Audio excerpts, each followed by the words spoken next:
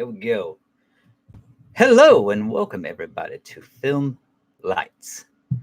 This is the podcast on the Handsome Cobra channel where we talk about film and movies and certain things that certain movies I'm into. And this is the month of Hallows Eve, so we're doing pretty much horror movies, but there is one in particular that I just saw. And let me get this camera. What's going on here? Sorry about that, folks. There's one in particular that I saw that, it's a little unconventional horror. What movie could I be talking about here? Well, it's a independent film, everyone may know, by the name of Wolf Wall Street. Independent film director, name of Martin Scorsese. Did stuff like Mean Streets, Goodfellas, Casino. What else he do? Done a couple more.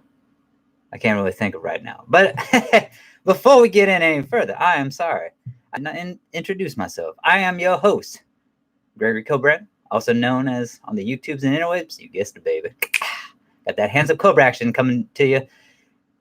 And this is no filler, all killer, baby. That's how we do it here. That's how we roll here at Filmlites. We do it for you. We're doing it for you. But yeah, we're going to get into this movie that I've seen. This old Wolf of Wall Street action. This horror film. And yeah, we're going to talk about like what I liked, what I didn't like. Maybe some of the cinematography, directing. We're going to get into a little bit. Things that maybe I wanted them to go to, and maybe things that they shouldn't have gone to. We're just going to get into it. We're going to have a good old time. All right, so we're going to get into this right here. All right, so viewing this, it took me, I would say, 3 sessions. I'm going to go tattoo artistry on this one because if you have tattoos, usually you do them in sessions. Especially like me, I'm a little inked up. So so yeah, we're gonna break it down into sessions. So I took me 3 sessions to watch this damn movie, and I will say that there are things that I liked in it. Like there are segments that I liked, but at the end of the day, the parts did not equal the sum for me. So at the end of the day, no, I didn't like it. And that's not a criticism against Mr. Martin Scorsese, because I love Goodfellas and Casino. I mean, it's great. Those are great films. Oh yeah, he also did Silence. I don't think I've seen that one, or I may have seen a little bit of it. And but yeah, I just Wolf of Wall Street. I mean, I picked up for $5, and I'm glad I picked up for $5. The Blu-ray even for $5, and I'm glad I did, because I was just not thrilled with it. I mean, I know this is Margot Robbie's first mainstream appearance in a movie. I mean, I thought that she was a phenomenal actor or actress. She did a great job as Jordan Belfort's wife, a second wife. I thought Leonardo DiCaprio did a convincing Jordan Belfort. I don't know what this guy's like in real life. There's just certain things that, I mean, I try to be a man with moral principles and stuff like that. And hell, I'm even a salesman myself. And I thought it was very educational. I will say that I thought it was very educational. That's one thing I did like about it. I mean, because I watched it once before, back when it first came out. And, a younger man, I was kind of conflicted on it. Like, half of me really liked it. Half of me was like, man, this guy's a piece of shit. And now I'm older. I'm not an old man. I'm just older. And I'm just like, material possessions and stuff like that. That doesn't really affect me too much anymore, like in my younger years. So, I don't need fucking Lambos and Porsches and all this other shit that this dude needed. I mean, this dude blowing coke off of a fucking hooker's asshole and fucking these broads while he's fucking married, man. I mean, this guy had to do blow and had to do lewds, or quaaludes, and lemons, which are older quaaludes, was it 714s, creme de la creme, granddaddies. He had to do all that shit just to maintain his way of life because he was too bored with being sober. I mean, that's just crazy. And I mean, people, it's just, I know I'm kind of rambling a little bit here, but it is a fucked up movie. And it's, I know it's based on reality. It has roots in reality, and some of it's probably embellished and shit. To make for a good movie, but yeah, it just wasn't my cup of tea, folks. I will say, so why wasn't it my cup of tea? Well, I just didn't find it, as much as I found it interesting, I couldn't really latch on to the characters. I mean, John Barenthal, Punisher, and Shane from Walking Dead, he was in it. He was in it for maybe 5 minutes, And I thought he was in it more, like when I first saw it, I thought he was in it more because I was like, yeah, John Barenthal was in it. Yeah, I remember seeing him. And yeah, he was in it for like fucking a grand total of maybe 5 minutes, 5.5 minutes, even less probably. I mean, if you take all the scenes and edit and cut it together, yeah, and there's some scenes that he's in, he's not even fucking talking. He's just fucking some broad, on a plane, going to Jordan Belfort's fucking bachelor party in Las Vegas, where this motherfucker blew $2,000 in like 3 days or a weekend. It's like some bitch, man. I mean, or no, I'm sorry, not $2,000, $2 million. I've already said no. That's not how Jordan Belfort rolled. He blew $2 million in a weekend, 3 days or some shit like that. It's like, damn. I mean, this guy's appetite. He even says in the beginning he's addicted to one thing, one thing only. And at first you think it's blow. He's like, hell no, money.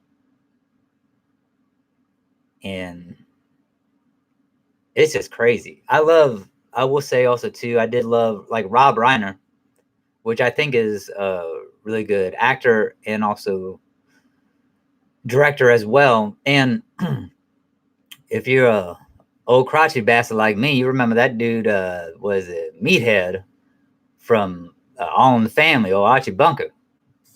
He was Sally Struthers' old fucking boyfriend in that. So, but yeah, old Rob Reiner. And I thought he did a hell of a job as Jordan Belfort's father.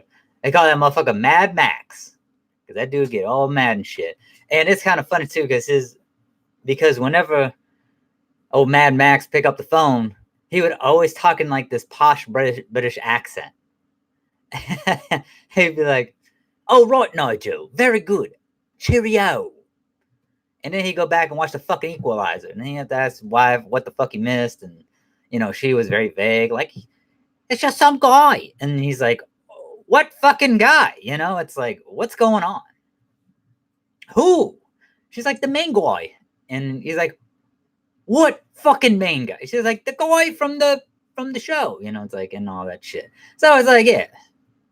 And Rob Reiner, I mean, I thought he was pretty good. Hell, even Jon Favreau makes an appearance in it. I mean, he's just in like a bit part, but I mean, he has a few lines of dialogue and maybe 10 lines at most. But I mean, he's really good. I mean, at that time, because like they're important scenes. But I did like Rob Reiner. I thought that I love Rob Reiner because he called Jordan Jordy, And whenever he get fucking serious with them, he's like, and he even said like a great powerful thing. He's like, listen, look, man, you got money. How much more money do you fucking need? Do you need everybody's money? And he's like, no, Pop, I don't need everybody's money. Then what the fuck do you need? You have a beautiful wife. You have beautiful children, 2 beautiful children. What the fuck more do you want, man? and it was just driven by ego. He was all ego, and he had this hubris inside him. And the thing was is that he thought he could talk his way out of anything. He thought he could fucking talk his way out of fucking even the devil's clutches, and he couldn't. At the end of the day, what is it? Kyle Chandler. I mean, he's in it. I mean, I think he's a good actor, but I mean, anybody could have played that fucking role because he plays like this FBI agent who's going after Jordan Belfort. But yeah, but like I said, I mean, I like Kyle Chandler, but I mean, anybody could have played that fucking part. What else? What else did I like about this? I'm trying to think here because there's not. Oh yeah, Jonah Hill. I will say this though, Jonah Hill is Donnie. I did like him. I thought he was pretty cool because Margot Robbie, like her first scene is I think like an hour into the movie, and like yeah, he said that she was fucking hot, and yeah, I can't deny that, and they're all fucked up because the thing is they're at this getaway, this retreat for the company, and then it's just so funny because Jonah Hill like whips his dick out right in front of this chick and starts masturbating right in front of her, like like fucking 12 feet, maybe 3 feet away or some shit. I mean, but it's just in plain view, and he just starts stroking his Johnson, and while fucking Jordan's like talking to her and shit, and fucking, and it's kind of cool because like Jordan, Margot Robbie's character, like her boyfriend or whatever, friend, some dude that she's with, he's like, yeah, hey, what's up? It's like, oh, hey, no, you good. And then he just keeps on talking with her like he ain't nothing because he ain't nothing. And that's kind of cool. I mean, that's like, I'm kind of the same way too. Because, yeah, I mean, it's like, well, I ain't speaking to you, bro. It's like I'm speaking to her, man. It's like, well, you don't rule her, So I'm like, yeah, I remember doing that shit. I probably still do, because like when you see something that you want, you go after it, unless they say no, kids, and then it's like no means no. So, but I did, but it's like Jordan Belfort, like his, Margot Robbie's character, she was all about power. She wanted that good life. She was all about that shit. And then when the good life came crashing down, she was nowhere to be found. Then she hated fucking Jordan, and that's a negative in my book as well. It's like, listen, look, I mean, because she fucked him one last time, and then she said she wanted a divorce, and I'm just like, you know what, man. And now I'm gonna tell you, man, Jordan does some unconventional shit. I ain't gonna say it's right or wrong. He calls her a cunt, and calls her a bitch too, and actually slaps that woman, and then he punches her right in the baby maker, right in the old gut. And I ain't saying all that shit, so, but I don't know if I was in that man's shoes. I don't know what I would do, because that woman threatened to take away his children, and so yeah, that was a very powerful thing. It's kind of grabbed at the emotional heartstrings in me. So, like I said, not saying it's right, I'm not saying it's wrong, and I'm not, I don't support domestic violence or domestic abuse. That's not a thing I do. I support it all. So don't even get them wires crossed. And don't even think that Handsome Cobra into that shit, because I'm not. But with that being said, we're gonna get into a little bit more here. I mean, this may be a quick video because damn, I mean, it's just there's not a whole hell of a lot that I really cared for about this movie. I mean, I will say, and the reason why I'm struggling here is because I just did not really grasp with the movie. And also too, it is 3 hours long. And the problem is that it's like you have act 1, act 2, act 3, like a simple structured story or script, format. I mean, I will say though, I did like I loved everything up to the first hour. Or I shouldn't say love, I was engaged, more or less, with everything in the first hour. Because it starts off, I mean, they're throwing little people on this Velcro target and shit. And then, I mean, when it first starts, and then Jordan Belfort is basically, he's like breaking the fourth wall. He's also the narrator. And he's like, whoa, let me back the fuck up. And let me tell you, you know, what happened from the beginning. And so, like I said, it was very educational. His first boss is Matthew McConaughey. Matthew McConaughey's character, I remember his character's name is Mark Hanna. And really cool dude. I mean, like, I love Matthew McConaughey. He's pretty cool. And he does this one thing in the movie, which is actually just something he does before his take, which he goes like,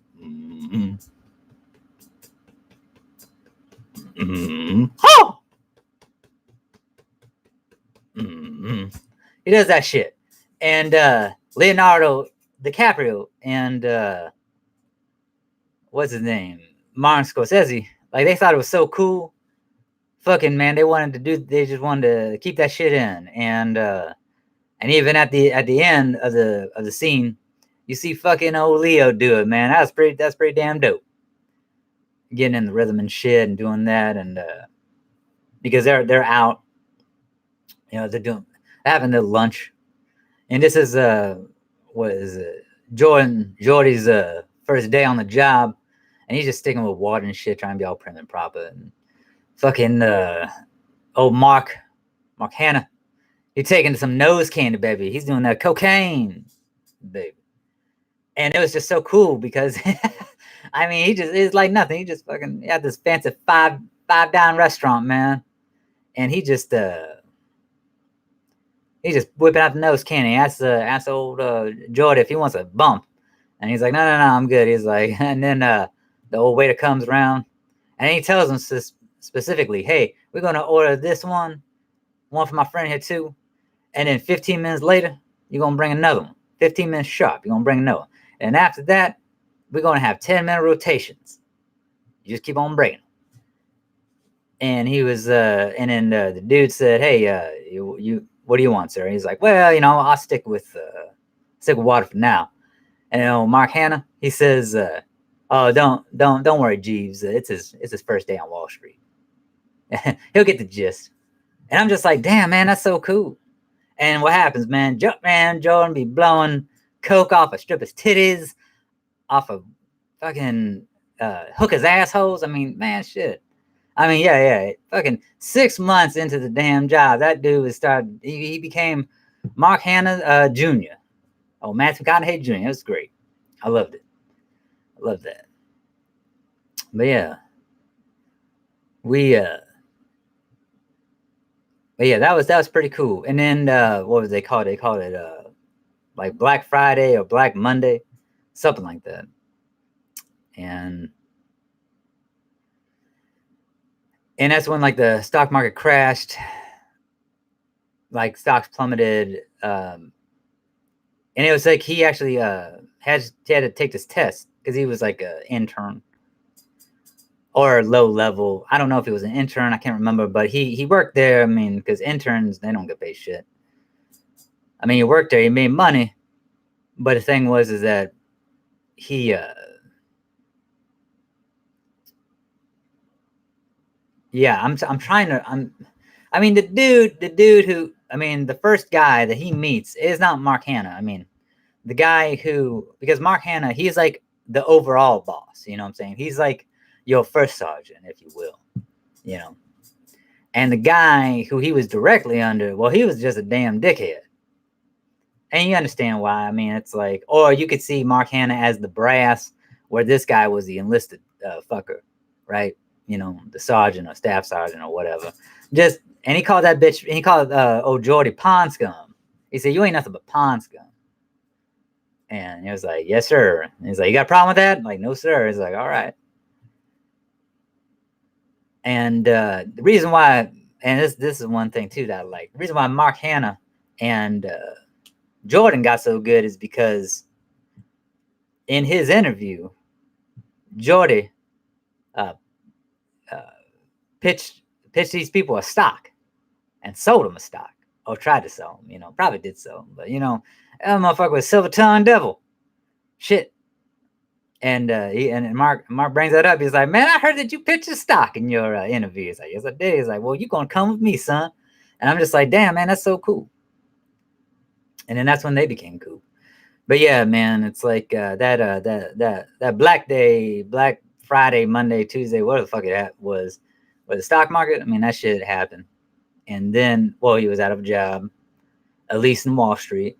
And then I think it's Long Island, yeah, where he got a job as a stockbroker because he's married his first wife at this time, and he's talking about being a stock boy and shit for like what was it, fucking Radio Shack or some shit. And she's like, "You're not a stock boy, you're a stock broker." And then he's like, "What, ain't no jobs?" Like, so he hands her the paper, and she looks in the paper and she's like, "Yeah, one right there, stockbroker." And like he looks at it and he's like, "Fucking Long Island, holy shit." And he so he takes it. It's either Long Island or Staten Island, I can't remember which one. But he goes there and he talks with the dude who's in charge. And this motherfucker, man, he can't even remember this. He talked with Jordy on the phone, right? He's like, "Listen, look, I'm Jordan Belfort. I spoke with you like 2 hours ago." He's like, "Oh, yeah, right. About a job, about stockbroking." And what's cool, though, is that basically, see, this is the thing. And I love how Mark Hanna, he breaks it down. He's like, "Listen, look, man. No one knows how fucking stocks work, man. It's a fugazi." He says fugazi, which fugazi means fake, but also too is a derogatory comment for homosexual people as well. So,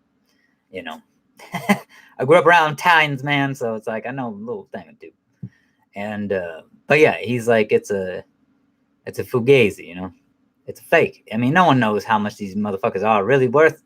It's like it's supply and demand, really. I mean, it's like, but the fact of the matter is that you don't want these people to cash in because it's like gambling. It's an addiction. You want these people to keep on. If they made like 1,600 with this stock, you want them to move it into some other stock, some other primo, or what they think is like a high risk, high reward stock. And in that way, now the way that the stockbroker makes money is because they're the ones who's doing the commission. Now my father, like, he used to be a broker too, but not in the stock market, in business. And he would make commissions for signing people up, applications and whatnot, like Medicare, Medicaid, life, auto, whatever. The more people he signed up, the more commission he would make, And even so, even if you got like a whole fucking family, to sign up, hell, man, that's like one household, man. That's like, it could be like 3 to 5 people. And he make commission on that. And basically, and now in the stock market, they break it down. It's like 1%, right? So, I mean, imagine like 1% of $100 is like, $1, right? But you gotta understand, these people are talking about like thousands of dollars, and these are people, right, with a lot of money. Because you gotta have some skin in the game. You gotta have some fucking mucho dinero because you big balling if you in the stock market. Now, this other place that I'm talking about, where he went to, Staten Island, Long Island, this is the place where basically if you have a company and you can't get on like the NASDAQ or the stock market or the Dow Jones Industrial or anything else, you go to these people. Now, this is what's called penny stocks. And I like how they broke it down. Because with penny stocks, it's like you invest in these people that, like, maybe more low rent, what I'm saying? But you get 50% commission. So that $100 becomes $50. I mean, they put a $100 share. Well, you get 50 of that. And you get paid on commission. You don't get paid on whether or not they make money. That's the thing. And that's what I thought was like really cool. All right. But the downside of that, though, is that, I mean, these people are getting fucked out of the money. Right. That's the downside. That's the thing that I didn't like, because at the end of the day, you're like, yeah, way to go, Jordan. But at the end of the day, you're like, whoa, wait a second. He's fucking these people out of the money. And the thing was is that, yeah, I mean, he's fucking these, and basically his boss says is usually just postal workers, who just basically wanna make money, want an investment for like later on in life. It's not like they have like a lot of money and they don't know what the fuck to do with. It's just basically they have that itch and they want to scratch it. And they don't want to, they're not alcoholics, they're not fucking drug addicts, they're not. I mean, the hardworking blue collar people, they just want. They don't want to give. They don't want to piss their money away. They just want to invest in something. They want to feel like they have a chance. That's the way I interpreted it, but I could be fucking wrong. But hey, film media is all into interpretation, so that's the way I saw it. But that's what's kind of fucked up. And Jordan. I was kind of taught this in business too. That listen, look, man. You don't have them people. A lot of dudes, especially back in the day, back in the 80s and 90s, like, motherfucker be like, oh, I got to talk to my wife about this. It's like, yeah.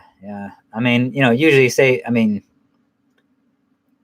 see, retail's a little bit more trickier, but man, it's like, when you're working for yourself, like entrepreneur or some shit, you're like, yeah, I guess, yeah, that's true, man. I guess your wife was the pants in the family. She makes all the decisions, don't she, man? Oh, man. That's too bad, man. There's more and more guys being cuckolded these days. It's like, yeah. And because basically the dude has already said that I need to talk to my wife, right? So we're already in the fucking red already. You can go more into the red, or you'd be like, whoa, wait a second here. Because basically now you're emasculating the motherfucker, because he's already said, because you're just proving the point that he's emasculated, because he's already, in his mind's eye, he's already emasculated. And he's like, whoa, I don't need my wife for every damn decision. Now, this ain't going to work 10 times out of 10. Of course it's not,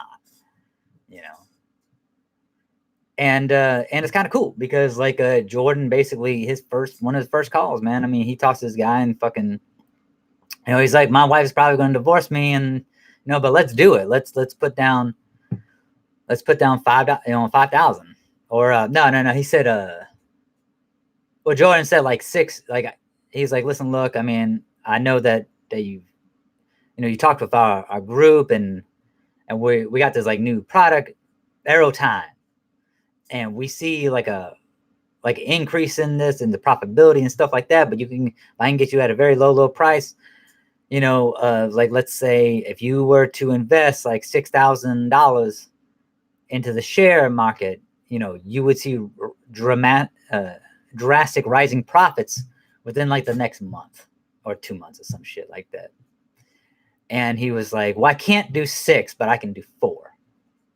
And he's like, well, all right, I'll put you down for 4,000. I'll get that written up, and I'll pass you on to my secretary. And then that motherfucker made $2,000 off that one fucking deal. $2,000. Now, he just fucked this guy out of $4,000 because his Aerotime ain't shit. It's a penny stock. It's worth nothing. He just fucked this guy out of money.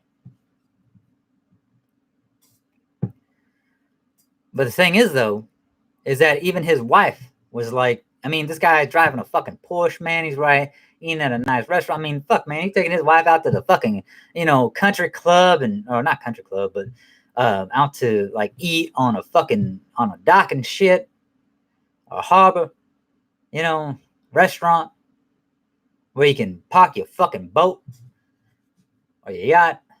And even his wife brings it up. It's like, okay, don't you feel bad for fucking these people out of money? And he's like, yes and no. They would spend the money on other stupid shit. That's how he justifies it, right? It's his justification. And then she says, hey, wouldn't it be better why can't you do that to the rich people? Why don't you use the same tax to do with the rich guys who fucking just blow their money away? Like, literally on blow, or fucking strippers, or hookers, or penicillin because they fuck some nasty ass whore, and they don't want to get the wife all crudted up and shit. You know, I mean, they spend. I mean, you know, the debauchery that goes on in this movie, man. I mean, I don't know how true, how realistic to life this shit is, but damn, man, the decadence and debauchery in the movie. God, Jesus Christ, man. Hell, man. I mean, that's just crazy. But yeah. And then so his wife, so he starts thinking about that, and then he gets his boys. What I liked about it though, and I will say this, he got his boys. You know, motherfuckers. Some dudes didn't even graduate fucking high school, man. Drop the fuck out at 16, man. He even says the one guy, man.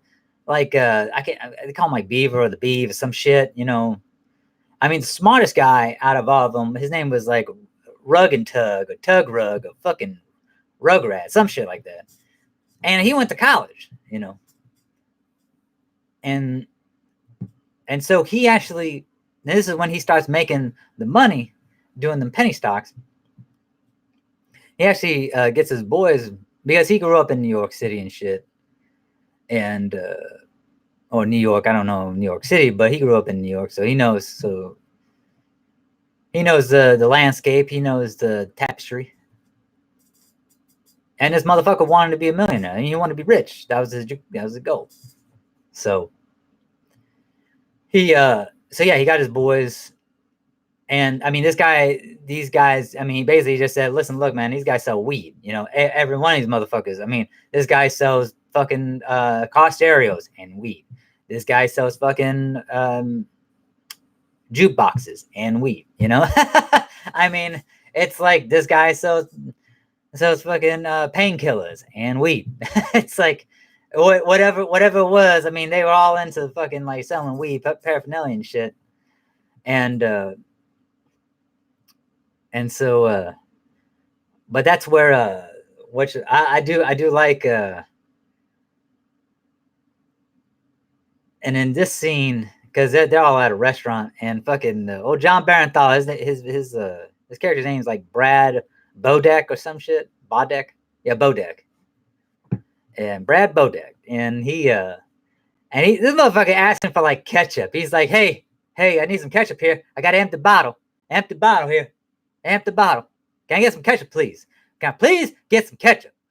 And so this motherfucker, I mean, Leonardo DiCaprio is telling him, all right, sell me this pen. And he's like, you know, these guys are like, oh, well, it's a good pen. It's really, fuck, man, sell me this pen. Come on, Chen. And he's like, well, this is a good pen. Come, Beeve, man, sell me this pen.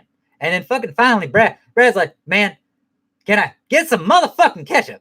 And then he's like, and then he says, give me the fucking pen, you know? And then he gives the pen, and he's like, all right, hey, you know what? Write this down for me. And to Leonardo DiCaprio, and Leonardo DiCaprio, well, I need a pen. He's like, here you go, supply and demand.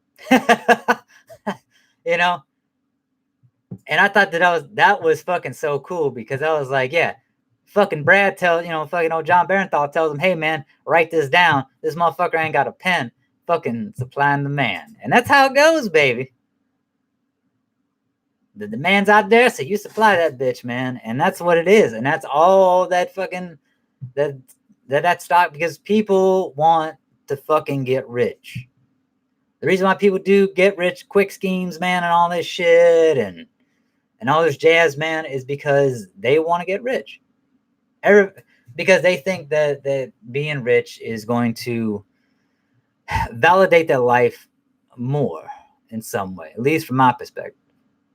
I mean, but it's like what Biggie Small said, man, more money, more problems. You know what I'm saying? Because you do have more problems.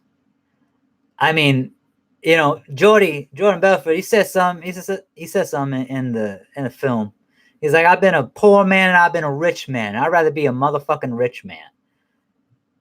I don't know about that. I mean, for me, it's like I ain't never been a rich man. I've always been a poor man.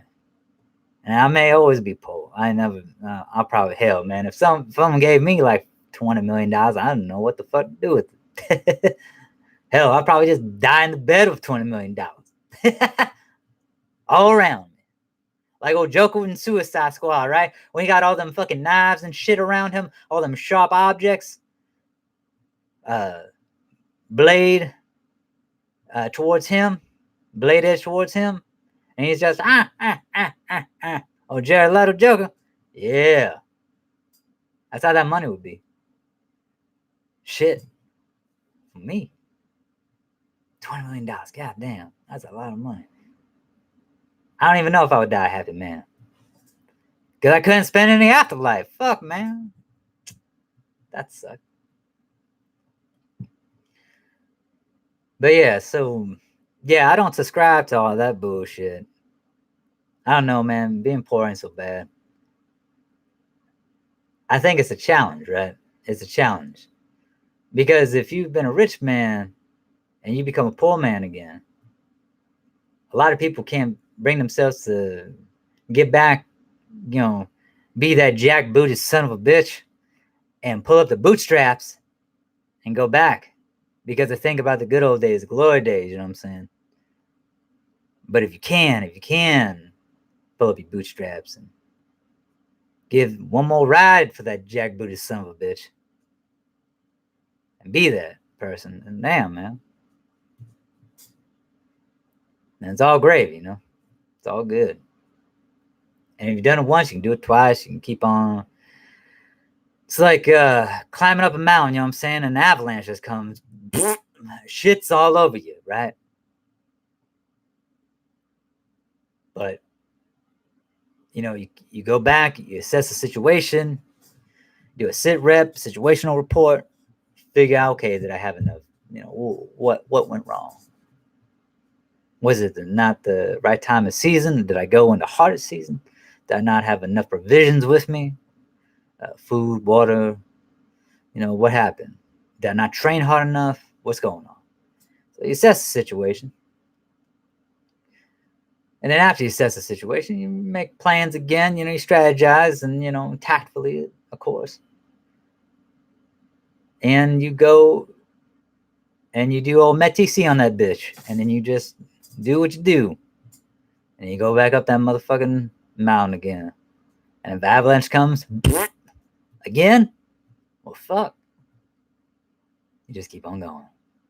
I mean, hopefully this time this motherfucking avalanche doesn't, pull you down all the way to the base and shit. So, hopefully it's just a, you take one step back to take 2 steps forward type shit.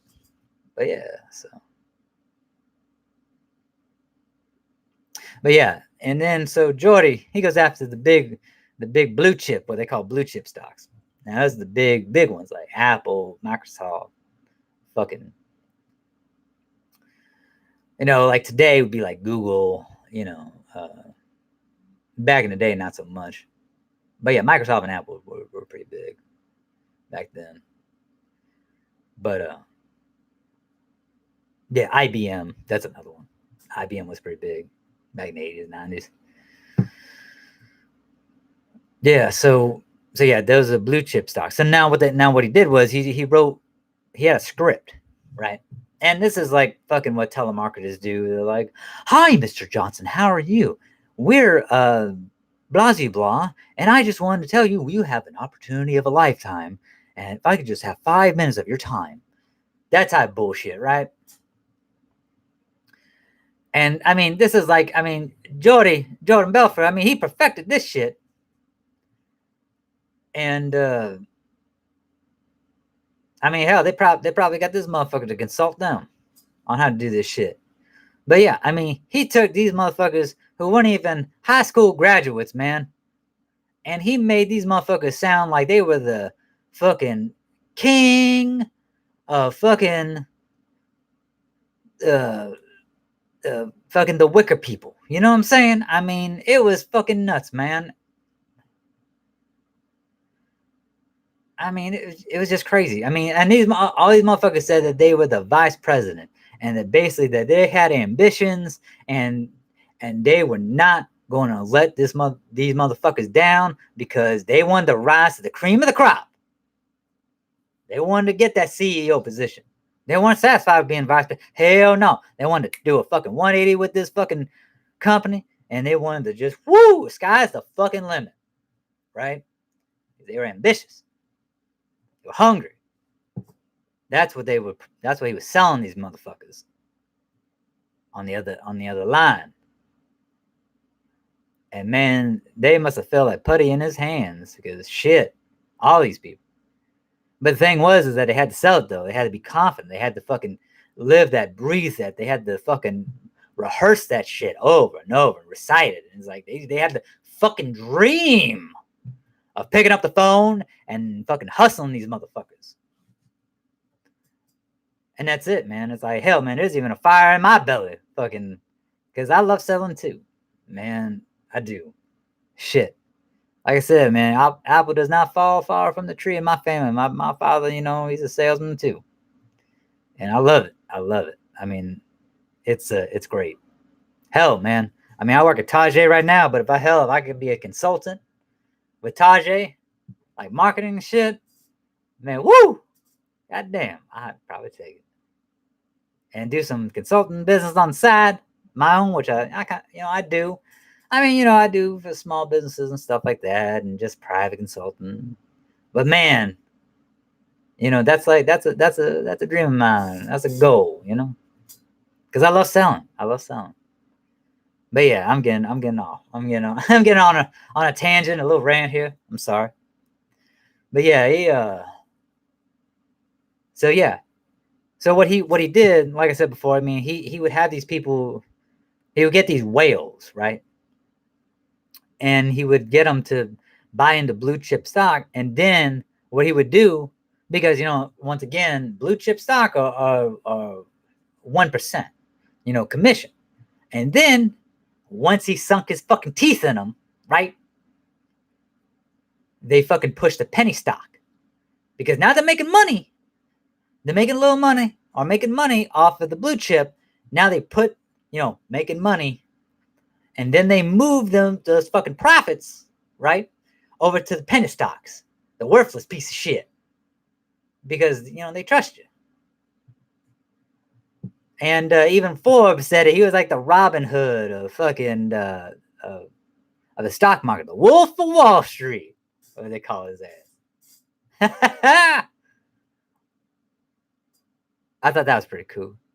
I can't lie. I did think that was pretty cool. The Wolf of Wall Street. And yeah, so that was pretty cool.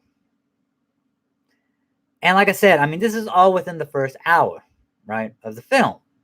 So, and that's why I really enjoyed it, because I really wish, now they did kind of like this montage fucking thing where it's like you see the company building and building and building, but it's not, they don't give it like time to breathe, really. I mean, there are moments of you know, or taking a breath. Because basically, Donnie, right, who I talked about, Jonah Hill's character, like he basically, Jordan's at basically not this five and dine, but he's at this, like, you know, this restaurant, you know, I guess he's on his lunch break. You know, he's driving the fucking Porsche, and Donnie says, like, you know, hey man, you know, I work family, I work at this fucking place, man, this furniture company. And he's like, hey man, I just, you know, I see you have a nice car and stuff. It's like, I just want to ask you a question. You know, how much you make? You know, and he's like, what do you mean how much I make? Like, no. I mean, you must do good for yourself. Make a lot. Well, he says at first, he says he make a lot of money. He's like, yeah. It's like, yeah, no, I do good for myself. It's like, yeah, I can see. Well, I can see you driving a fucking Porsche, man. Anybody can see that. It's like, how much you make? And he's like, what do you mean how much I make? How much you make? What do you mean, like this month? It's like, yeah. He's like, $70,000. It's like $70,000 1 month? Dude, don't even make that in a fucking year. And he's like, well, technically it was like about 72,000. He's like, let me tell you something. You show me a fucking pay stuff for $72,000, I'll quit my fucking job right now and I'll come work for you. And what's kind of crazy is that, you know, Jordy never said, motherfucker, I'm gonna hire you. Right? I mean, he never said, but motherfucker goes to the fucking payphone, you know, Donnie, and he tells his fucking, I think it's his cousin. He's like, yo, Richie, yeah, hey, I quit. I don't give a fuck what Susan says. I quit. Yeah, well, we'll work the fucking details out. I don't work for you no more, man. I'm working for this guy. I'm gonna get fucking rich. Bye. And so yeah, it was, ew, man. It was, It was so good. That I did like, and yeah, and so he gets Donnie into the mix too, and it's kind of cool because Donnie actually becomes his vice president, I believe. Yeah, because him and Donnie actually rent out a place, this automotive garage, and so they set up their own shit because Jordan, I guess, quits the penny stock place, goes over, rents his own this garage, which they kind of, it's like a garage warehouse type bit. I mean, I guess they take out all the fucking mechanic shit, or all the mechanic shit was already taken out, whatever. But I mean, they rent out this fucking place until they could, and this is where the montage comes in. And I just wish they would have kept, because I mean, you gotta understand, this movie's 3 hours fucking long, or 2 hours, 59 minutes, and 30 fucking seconds. It was just under 3 hours. And there was a lot of bullshit when this movie came out, because basically there was a lot of bullshit about, I can't remember, Paramount was being a bitch about, oh well, we can't have this at 3 hours. And so you know what Martin Scorsese said, bitch, I'm Martin fucking Scorsese. I did Mean Streets, motherfucker. I did Taxi Driver, cocksucker. I did Goodfellas and Casino, bitch. How you gonna fucking, hell no. So what do you do? He was like, all right, I cut 30 seconds out of this motherfucker. There you go, bitch. Now suck my fucking dick. And yeah, and movie came out under 3 hours.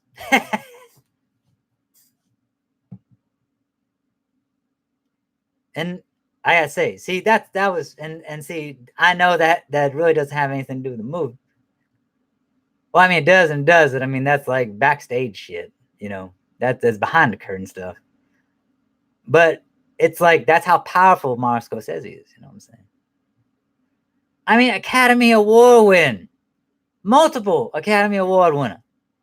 I mean, you bitches must be fucking crazy, And the man coming out with The Irishman on Netflix, and that's already getting Oscar buzz right now. One of the most expensive fucking Netflix movies, The Irishman. Hell, man, where fucking Al Pacino is Jimmy fucking Hoffa. And the fucking, what's his name? Robert De Niro. I don't know. He's playing the Irishman, but I don't know what his character's name. But it's pretty but I mean, hell, I mean, it looks pretty cool. And that's like 3 hours and 30 minutes or some shit. But yeah, getting back to old Jordy. But yeah, this is, but, and then so we get to, excuse me. So, the montage goes on, and then we get to yeah, where they're at the retreat, and fucking Donnie whips his dick out and starts masturbating to Margot Robbie. I mean, it's like, I don't know, I can't blame the motherfucker. I mean, I would have took mental notes and probably, beat the bishop in the back or something. I mean, I don't think I have the balls to do all that shit. But yeah, it was that was kind of funny. And it's kind of funny too, because man, it looks like this dude like really did whip his dick out, because I'm like, damn, that looks like a real dick. Like this motherfucker whipped his dick out, because you see that old pea shooter hanging out. I'm like, oh damn. I don't think that's a prosthetic, baby. Could have been, who knows? Maybe old Jonah Hill got a fucking hog, man. You know what I'm saying? Who knows? But fooling us all. But yeah, so yeah, and then that's when all the bullshit starts happening. And that's when I just kind of fell off, because basically this dude, it just, I mean, in some ways, I mean, some people can say that no, it doesn't glorify drug use and all this stuff, and others could be like, no, they're just showing you the harsh realities. I don't know which fence I'm on. I don't even know if I'm just straddling both fences, because I can see both arguments. I mean, but it's your perspective. It's the type of person that you are. It's not like movies can't dictate, your mores or morals. You know what I'm saying? You're the person who has to dictate that. If you think that fucking like drug use and beating up women is cool in movies, then you got some deep psychological fucking issues, man. All right. You know, or you may just be like, well, fuck, man, it's fake. It's a fucking movie. This is movie verse, man. I mean, no, it's not like real life. I mean, this bitch could take a punch to the baby maker, man, and still be all right, man. You know? I mean, because it's movie verse, because it's make believe, because it's fiction. Or you could be like, well, goddamn, man. I mean, that is some heinous ass shit, and I can't watch this no more. It's like a fucking Quentin Tarantino movie. You know. I mean, the man says he ups the violence because, you know, it's fucking fun, because it's make believe. Because if you take away that violence is good and doing that in the real world, that is fucking the wrong thing. That means that you have some deep seated psychological issues and you need some mental fucking help, and you need to talk to somebody like a care provider, you know. And that's on the real. And I'm like, yeah, that is true. That is pretty, yeah. If you think violence is cool, man, yeah, you got some problems.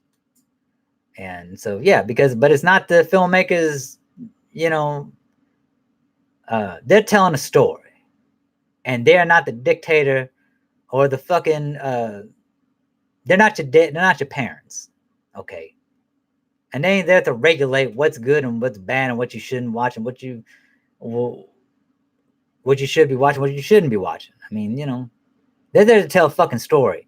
And if they don't feel like they need to censor themselves to tell that fucking story, no matter how gruesome that story is, then it's their fucking right to do it, right? If the studio gives them fucking $300 million to say, make the bloodiest fucking thing that you go fucking banana boats bonkers, baby. Because we trust that you're going to make a good fucking movie, and we're going to get some Oscar buzz, and we're going to fucking, sky's the fucking limit. We're going to give you $300 million, and we confident that you're going to make us $1 billion, if not even more. So go fucking crazy. Hell, man. You know what I'm saying? And, you know, it's like what Prince says, you know, if the elevator breaks down, just go fucking crazy, baby. Because that's how we do it here. And, yeah.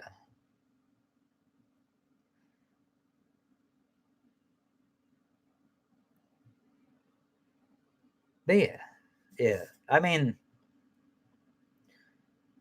but, yeah, I just didn't like it just because on a personal level, I mean, I ain't into drug use and I ain't into that shit. And I don't need to see all that. And it's one thing to be like, okay, this is like how deep this motherfucker is. Okay. If like from an artistic standpoint, I do understand, like, we got to show you this motherfucker. You know, this is how fucked up he is, how fucked up his life is getting. But when you have a dramatic scene and then you go straight to him fucking hookers on a plane, you know, and just blowing, I mean, because it's a party, baby. Oh shit, you know, everybody's just so lively, and it's like a Coors Light or fucking Bud Wiper commercial, right? You know, where you see all these hot chicks with the fucking beers and the fucking, and the freight train comes through, choo choo, and fucking bursts through the fucking the fucking screen. And next thing you know, a party, baby. And then you see fucking all these fucking hot chicks and these fucking ugly fucking dudes. And apparently, drinking Coors will fucking get you hot fucking, yeah. I mean, it's all a facade, man. It's all fucking, it's all marketing. You're supposed to feel that way. But at the end of the day, I mean, you home depressed, fucking drinking your Coors, which is nasty ass piss water, your Bud Wiper Light, you know. You're at home or you're in your fucking trailer, got your wife beater on, and you're fucking, you know, socially depressed fucking, you know, wife or girlfriend that you know, beat on the fucking side every now and again just to make sure that she knows a place. I mean, it's like, you know what I'm saying? I mean, it's like, yeah, you know, I mean, yeah, that's usually how it goes. I'm not saying I condone that shit, because I don't, because I'm not, like I said before, I ain't into the domestic abuse or domestic violence. But man, that's usually how it goes. Usually how it goes, man. Yeah. I mean, because it's all a bunch of bullshit. But yeah, we're getting back on with the movie.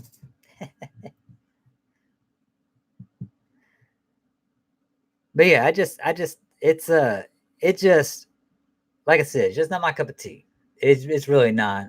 And it just gets it gets really jarring for me when you have these scenes where it really amps up the glorification of it, and then it goes back to the underlining theme of like, this guy's life is really fucked up, and you shouldn't want to be Jordan Belfort, right? And that's where, like I said before, I straddle both those fences, because in some depiction, it's really like the glorification stuff, man. I can't. I mean, I watched it. I'm just like, man, yeah. And maybe that's Jordan Belfort's perspective. Maybe his perspective was like, yeah, it's all a fucking party, And that's one of those things that you can take from it, academic wise, And at the end of the day, yeah, you should not condone Jordan Belfort's behavior. Hell, man. I mean, if anything, I know that, hell, man, the Bible says it's wrong to condemn people, man. But Jesus, man, it's like, I'm like, well, shit, man. I mean, if there's one motherfucker that I would condemn, this is goddamn Jordan Belfort. Well, also Hitler, too. I condemn that son of a bitch to hell, because that guy was just a fucking evil, man. And he needed to be snuffed out. Shit. I wish that guy got fucking shot the fuck up like Inglourious Basterds. Hell, I wish that motherfucker got decapitated for all fucking, hell yeah. Oh, fucking, that old Nazi son of a bitch. Oh, Adolf Hitler. Yeah. I wish that motherfucker got decapitated. He was just pure evil, man. I mean, yeah, I would condone him more than I would Jordan Belfort. But still, I mean, Jordan Belfort had it all, man. And pride, hubris got to him. And that motherfucker, I mean, at the end of the day, man, I mean, the last like 5 minutes, you have Jordan Belfort himself come out and introduce Leonardo DiCaprio as Jordan Belfort. And I'll tell you something, Leonardo DiCaprio, it's always funny how in these movies they depict, a handsome guy like Jordan Belfort you see Jordan Belfort now, man, I don't know how handsome he was back in his 20s, but man, you see that motherfucker now in his like 40s when this movie fucking came out probably. He is not handsome. He is not a good looking dude. He's fucking old. He's fat. He has a pudgy belly. He has fucking. He got like a double chin going on almost. It's like half double chin, half not. You know what I'm saying? If he stretches his neck out, he won't have it. But if you kind of scrunch it down, he does have it. It's kind of weird, man. It's like, and this guy wearing like a fucking dad sweater vest with a fucking button-up shirt, and so it just makes him look even more fat. And this motherfucking in New Zealand and shit, and he's introducing Jordan Belfort as like straight line shit, his Tony Robbins stuff, what is it? Where he does like seminars and shit, selling you how great you can be and stuff like that. A great salesperson, because I mean, at the end of the day, that's what Jordan Belfort was. I mean, he could sell people. I mean, shit, man. At one point, this guy was on house arrest, and Donnie comes over and he's like, "Listen, look, man, don't worry about it," because he's like, "Man, we're gonna have to mortgage the house. Hell, we're gonna have to sell every damn thing, because of lawyers and shit." And even Donnie, man, he was like, "Listen, look, man, don't worry about it. I talked with the head guys of the company, and I talked with the founding fathers, and we got you, Jordan. Don't worry about it. Don't worry about that. You ain't gotta worry about the money. You ain't gotta worry about doing none of that bullshit. We got you." And he's like, "You for real?" He's like, "Yeah, man. Fuck yeah. We won't be here without you, man." And what does this motherfucker do? What does Jordan Belfort do? He rats out every motherfucker. Rats out everybody. Rats out everybody. I mean, that guy was like, "Man, I ain't no fucking rat." Hell, man, Brad got caught for some shit. Brad got caught. Oh, fucking John Barenthal's character, old Brad Bodek, he got fucking caught, man, because Donnie was being some stupid piece of shit. Got caught by the cops, man. Fucking, he got caught with $2 million of Donnie's money that they were going to put in a Swiss bank account, right? Because his wife was Swiss, and but she was a piece of shit because she was fucking the Swiss bank account dude on the side when she go there with her family. I mean, how fucked up is that, man? I mean, how fucked up is that? I mean, damn. I mean, and hell, man, I mean, I'm no homosexual, but John Barenthal, he was, a pretty good looking goddamn guy. This Swiss bank account guy, fucking Pierre or fucking Jacques or whatever the fuck, bitch ass name this dude had. I mean, this guy didn't even speak fucking Swiss. This motherfucker was like, fucking whatever the fuck. And he's fucking this guy's fucking broad, man. It's like, man. But yeah. So he does 3 months, man. He does 3 months in jail. Excuse me, not prison. Because there's this thing about it, ladies and gentlemen. Less than a year, you go to jail. More than a year, you go to prison. Now, there's a minimum, medium, maximum, and supermax. Now, supermax, that's for them nasty boys. That's like, woo! That's like them Hannibal Lecter motherfuckers. You know what I'm saying? But yeah, minimum. John Belford, when he finally testified or ratted on his crew, man, he went to a minimum prison facility. This motherfucker here, it was like a fucking country club. Well, no, I'm wrong. Oh no, it could have been a minimum. I think it was like a minimum to medium, because thing about minimum prisons, they don't lock the gates. You know what I'm saying? Pretty much everything's open. They got like a fucking Starbucks and shit in there. They got vending machines. Fuck, man. It's like a fucking country club for inmates. Motherfuckers don't even have sidearms and shit. Because the thing is that you fuck up one half of a fucking cunt hair, and your ass is gone. Your ass is at fucking maximum. Like I said, you're one cunt hair away from fucking up. You're lucky to be in that bitch. And usually, it's motherfuckers, it's white-collar crimes that get that shit, what Jordy did. Now, medium, on the other hand, the thing is, though, is that in the shot, because it's like, it's a shot where you see him at a tennis court. He's playing tennis, and it's panning out, right? They have like I think it's like a wide lens, and it starts panning out, backing up. And where you can see, because he's in the middle one, and he's playing doubles, and then you see 2 other fucking tennis courts on the side of him. And as it pan out, there's like a crow's nest, or not crow's nest, a guard post, and they got a sniper up there. One of the correction officers has a sniper rifle. So it could have been a minimum, but it's like they fucked up and didn't do the damn research all that great. They wanted to show like a gun in the fucking shot, or it could have been a medium.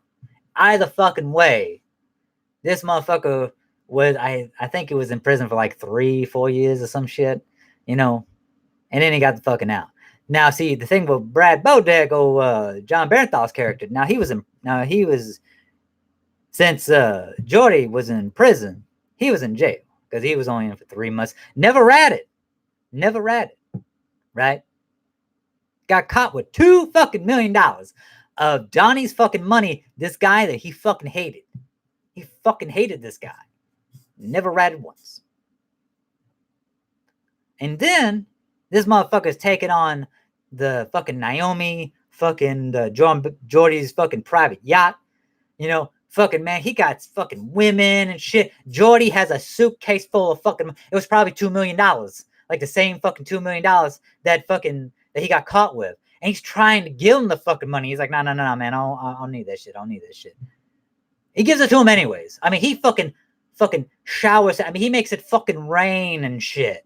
And these fucking women are just climbing on him like they just looking for to get impregnated and shit. They just fucking taking his pants off and goddamn, you know what I'm saying? Like they looking for a baby daddy. Or they want to make a baby, you know what I'm saying? It's like shit, damn. And then as the scene's going on, you hear narration from old Jordy. And he says, what the fucked up thing is, man? He said, 6 months later, fucking Brad dies of a heart attack. Massive heart attack.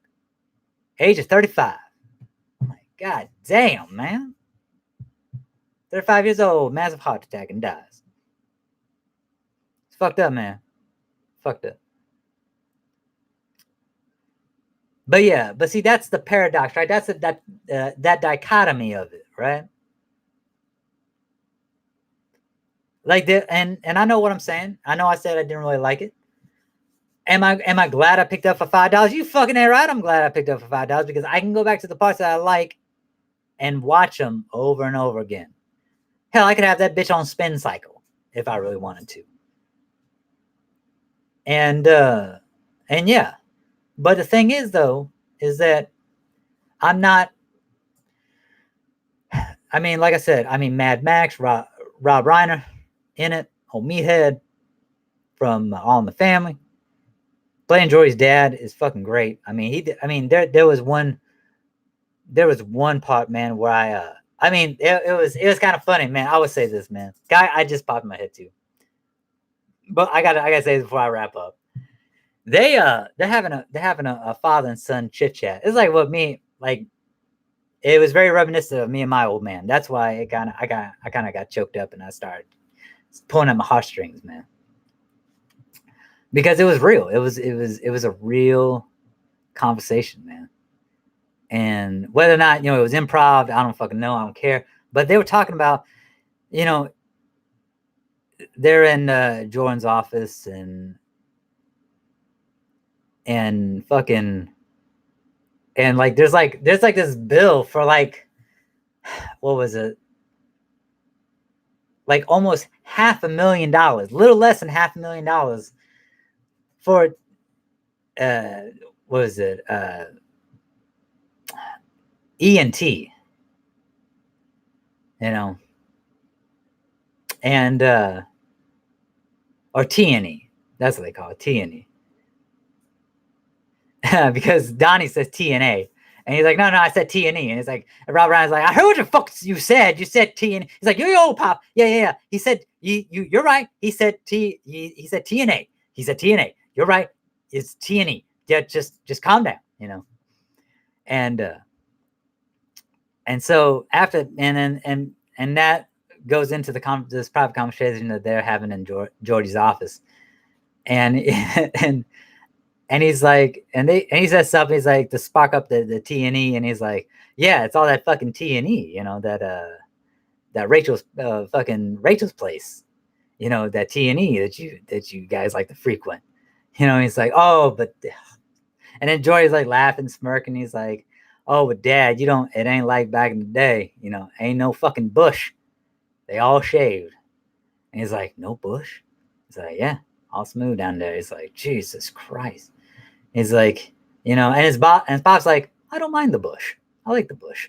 It's like, and Georgie's like, no, Pop, I don't like that shit. Not even a fucking landing strip. Just bald, man. It's like, fucking, it's not like back in your day, Pop. And it's like, this is new. He's like, my, and Rob Reiner just sells. He's like, my God, I was born too early. And yeah, so it's just like, I myself, I'm more, my preference is the old Brazilian. That's my preference, ladies and gentlemen. The old Brazilian wax, always a good, always a nice fine treat. But I don't think back in the 80s they knew about that yet, and or at least the early 80s, early to mid. But yeah, so it wasn't as popular, you know what I'm saying? But yeah, just that. I mean, just having that, what our commander-in-chief, Donald J. Trump, would say, locker room talk. And yeah, and like, it's like, and I know all about locker room talk. I play sports, and yeah, you say shit in front of the boys that you would never say in front of your wife, your significant other, your girlfriend, fuck, your concubine, your fucking hoe on the side, whatever the fuck, man. Mistress for the mistress? Shit. Hell no. But you sure as fuck would tell that in front of your boys or the people you're comfortable with. But yeah, so that was it was a real moment because I've had conversations like that with my pops. You know, the older or the more and more the older I get, you know, the more and more I tend to have those like real conversations with my old man. I mean, he lives in Florida, so but and like you know when I go down to visit, like because we you know it's like we don't see each other a lot, so it's like what are we going to talk about? So yeah, you know, talk about man shit, you know. But yeah, so that old locker room talk. Yeah, so that was I like that. Bush and ball. That's pretty good. That was pretty good. I did thoroughly enjoy that because that was it reminded me reminded me and my old man, or my old man and I, if I want to be correcting my grammar. So, but yeah, so yeah, I don't think I got any much more. I mean, hell, I've been shit. I didn't even think I was gonna get fucking 30 minutes out of this motherfucker, but damn, here I am ranting on. But yeah, and why do I call it a horror movie? And I mean, hell, you could figure this motherfucker out. You don't need, but I'll spell it out. The reason why this is to me an unconventional horror movie and why it demands attention on Hallows Eve as a horror movie is because the horror of it all is what fucking money can do to a person. Just a regular human being. I mean, hell, one of my favorite songs, man, is by the OJs. Money, money, money. And it's not just because it has like that fucking 1970s porn fucking, you know, waka chicka guitar in it. No, no, no, no, no.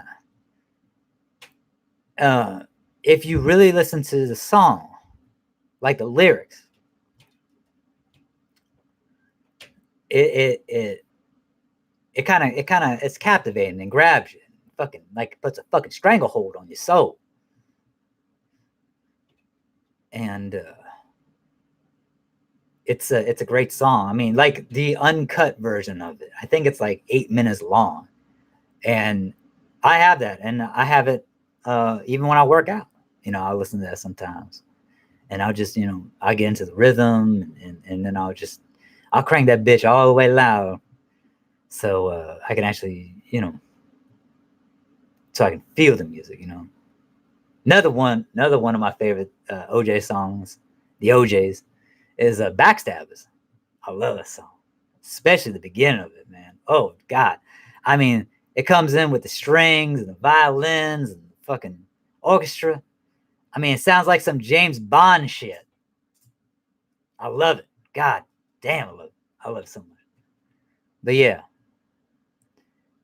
I mean, people. I mean, it's like the only thing people know is that money, money, money, money. I mean, that's all I've seen people only know about that song. But if you listen to the lyrics, I mean, if you truly listen to the lyrics and you know, you fucking read them. It's like it's really deep. And so yeah, I mean, true horror is not fucking Michael Myers, Jason, Freddy Krueger, fucking Cloverfield Monster, Godzilla, uh, King Ghidorah, fucking Monster Zero, Destroyer, whatever the fuck. Those aren't the you know King Kong. I mean, those aren't the real monsters, man. The real monsters are humans, you know, and what we can do to each other. That's the real horror of life. And this motherfucking Wolf of Wall Street proves the motherfucking point. Even though it's wrapped in fiction, its roots are in reality. And it's for the person to interpret what's actually fiction, what's actually reality, what's actually embellished reality, you know, dramatized for the fucking sake of dramatization of the film from an artistic perspective of Martin Scorsese's, you know, and stuff like that. I mean, it's for the viewer to interpret. But yeah, and that's why, like I said before, I mean, it's unconventional horror, but to me, it's still horror, and it still has merit and still warrants to be a horror film. At least in my review. So, and with that being said, folks, I'm gonna start winding. God, Lord, whoo! We've been going on for almost an hour and 16 minutes. Shit, I didn't think I could squeeze 45 out of this motherfucker. Hell, about squeezing some shaman. All right, ladies and gentlemen, we're gonna get off here. Thank you so much for supporting the channel and the show, Filmlites. I love doing this. I gotta tell you, I love. I'm back in the game again. I'm trying, ladies and gentlemen, I'm trying. I'm back in the game. I love doing this stuff. And if you want to support the channel, just tell a friend, tell multiple friends. Hell, tell your family. Fuck, have them subscribe. Like the video if you want to, or give a thumbs down if you want to. I mean, hell, comment below. Let me know your thoughts. If you like Wolf of Wall Street, well, shit, put down a comment and I'll read it, and I'll try to respond in a promptu manner. But yeah, thank you so much, everyone. As always, it's hot out there for a pimp. When the money all spent, you gotta make that rent. I think that's how it goes. No, but I just want to say love to all, God bless, and as always, that magic word, baby. Aloha. Got him. Oh!